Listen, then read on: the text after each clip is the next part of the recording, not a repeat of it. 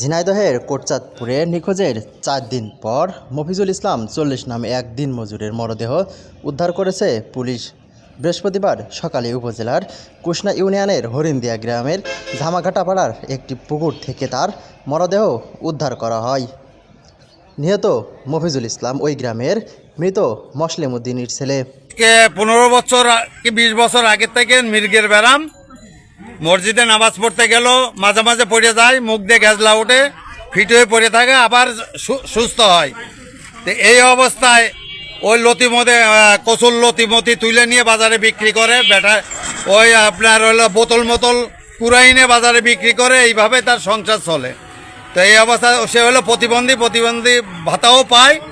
তো ওই ছিপ দিয়ে মাছ মারতে আসছিল, কেউ ওখানে কচুর নাইল পুকুরের পাড় থেকে কচুর নাল তুলতে আসছিল, ওই অবস্থায় এখান থেকে পড়ে গিয়েছে। আজ 4 দিন পরে আজকে আমরা কোনো জায়গায় খোঁজ পাই নাই, সব জায়গায় দেখেছি। এখন আজকে দেখা গেল সকাল 10টার সময় 4 দিন পরে তার গন্ধ বেরিয়েছে। তা মহিলারা বলছে কিন্তু গন্ধ আসছে কোথার থেকে, তখন ওই অবস্থায় ওখানে যেয়ে দেখা যাচ্ছে তার লাশ পড়ে আছে।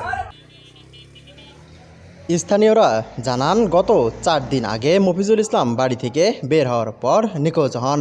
পরিবারের সদস্যরা বিভিন্ন স্থানে খোঁজাখুঁজি করেও তার সন্ধান পাননি।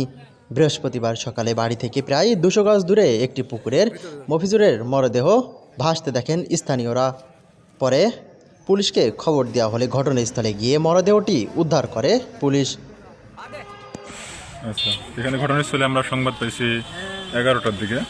উনি প্রায় 3-4 দিন যাবৎ নিখোঁজ ছিল। এই সংক্রান্তে ওনারা থানায় কোনো জিডি করেন নাই, এমনি খোঁজাখুঁজি করছে। পরবর্তীতে আজকে সকালবেলায় যখন লাশ পৌঁছে গন্ধ ছড়াইছে, তখন ওরা আমাদেরকে থানায় জানাইছে। অভিযোগের প্রেক্ষিতে, সংবাদের প্রেক্ষিতে আমরা আসছি, আমরা লাশ দেখলাম এবং এর সুরতল রিপোর্ট হবে। এখন হওয়ার পরে আমরা ঊর্ধ্বতন অফিসারদের সঙ্গে কথা বলে লাশ ময়নাতদন্ত হবে কিনা সে ব্যাপারে ডিসিশন।